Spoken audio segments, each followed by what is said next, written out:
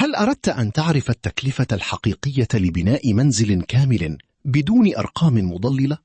إذن احسبها بنفسك. أولا، المساحة. لنفترض أنك ستبني منزلا بمساحة 100 متر مربع. ثانيا، الهيكل الأساسي، يشمل الأسس والأعمدة والسقوف، وقد يكلف حوالي 1000 إلى 2000 درهم لكل متر مربع، ولنفترض 1500. إذن 100 في 1500 يساوي 150 ألف درهم. ثالثا، الأشغال الداخلية مثل الكهرباء والسباكة والجدران، وقد تكلف حوالي 50 ألف درهم. رابعا، التشطيب مثل البلاط والصباغة والمطبخ، وقد يكلف حوالي 70 ألف درهم. والآن النتيجة النهائية: 150 ألفا زائد 50 ألفا زائد 70 ألفا يساوي حوالي 270 ألف درهم.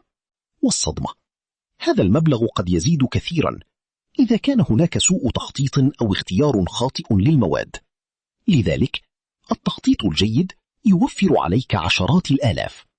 هل تريد أن أساعدك في تقدير تكلفة مشروعك؟ اكتب المساحة والتفاصيل في التعليقات تحت.